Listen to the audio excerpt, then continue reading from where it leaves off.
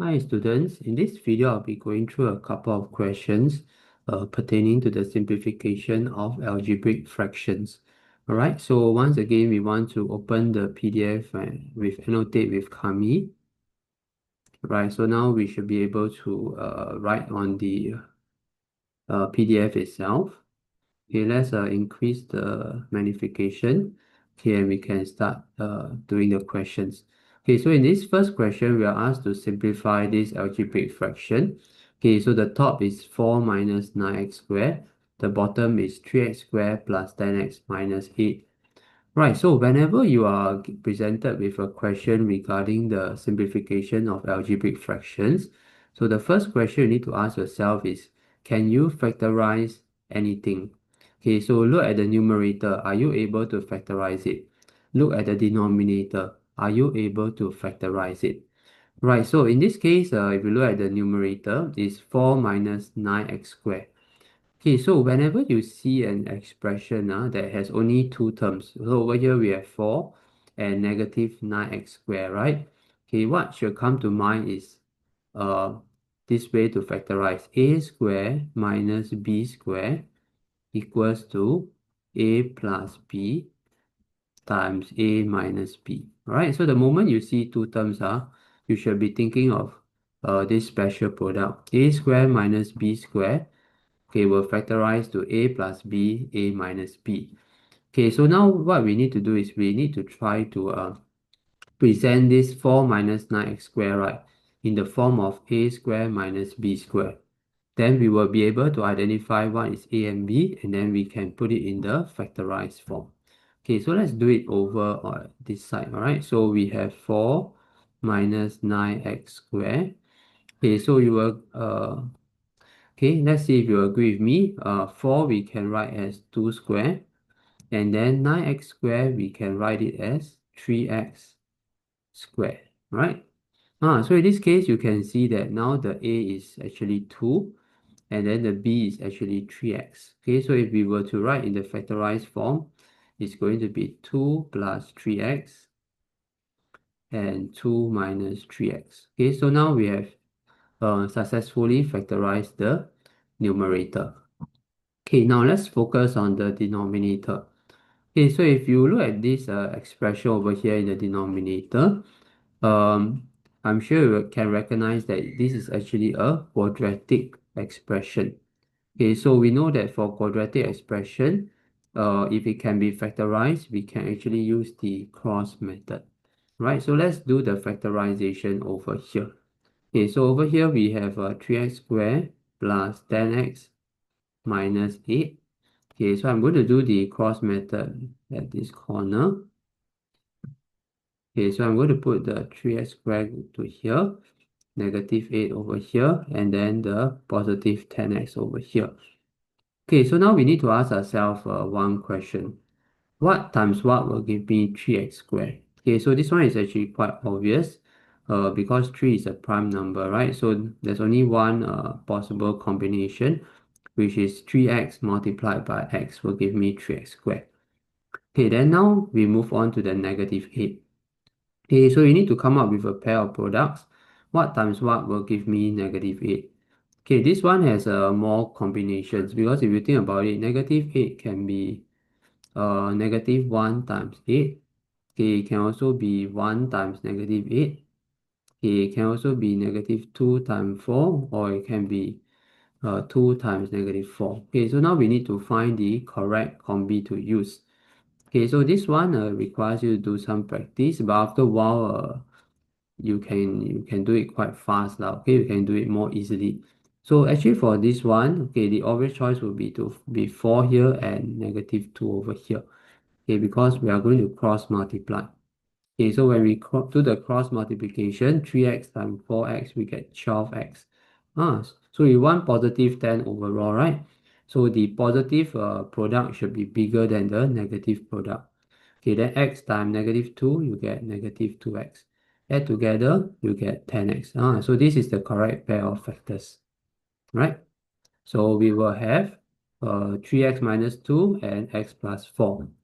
Okay, so now we can go on and do this question. So we have 4 minus 9x squared over 3x squared plus 10x minus 8.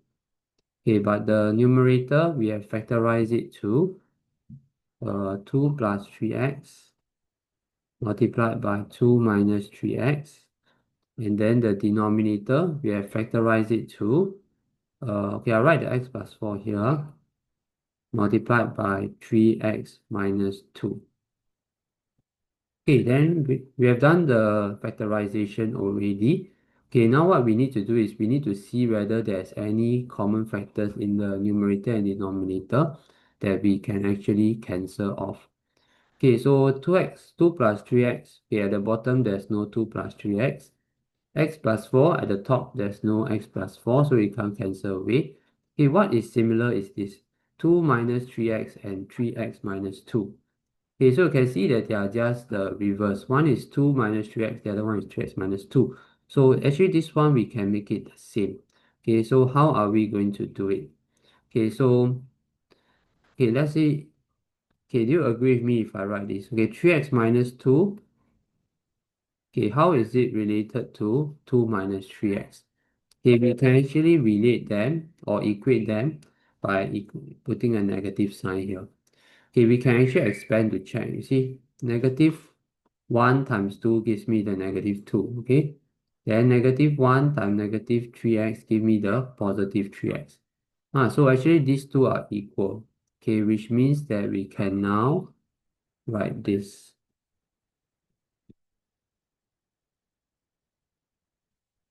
So x plus 4, okay, times negative, okay, remember the 3 minus 2 is actually negative 2 minus 3x. Now we have a common factor which we can cancel and remove away.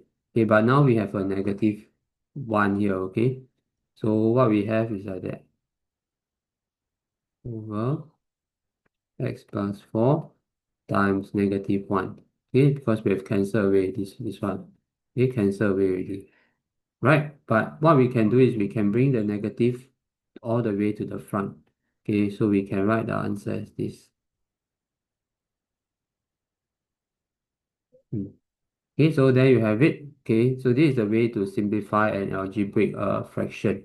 Okay, try to factorize whatever you can factorize.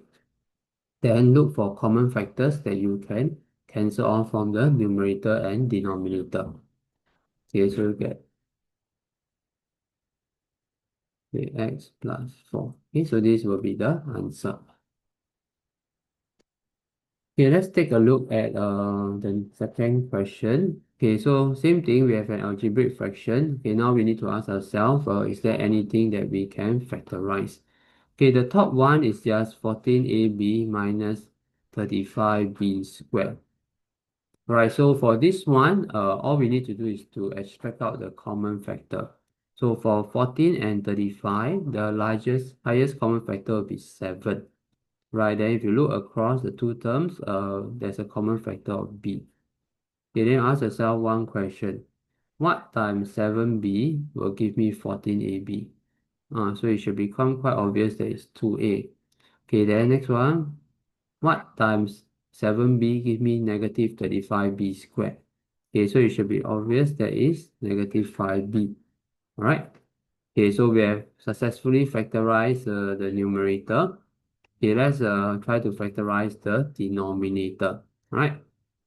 Okay, so once again you see four terms. Okay, so it's likely that we need to apply to use factorization by grouping, right? Okay, which you should be familiar with. Okay, so let's group these two together and then these two together and see if it works or not. Okay, so from here I can take out A, right? Okay, A is the only one I can take out. Okay, so inside a bracket will be 2A minus 5B. Right, so remember, in order to proceed to the final step, I need another 2A minus 5B here. So I put it here first. Okay, then I ask myself one question. What times 2A times what will give me positive 6A?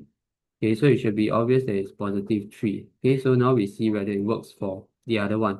Positive 3 times negative 5b, we get negative 15. Okay, so this is correct. Okay, so once we have this, then we can do the final step, which is to factorize out 2a minus 5b.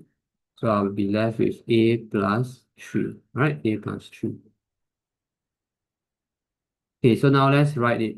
Okay, the top, when we factorize, we get 7b times 2a minus 5b, right? Okay, the bottom, we have 2a minus 5b, a plus 3. Okay, so usually after you have factorized everything, there should be some common factors that you can cancel off. Okay, so over here you can see that we can cancel off 2a minus 5b. Okay, like this. Alright, so we are left with 7b over a plus 3. Okay, so this will be the final answer.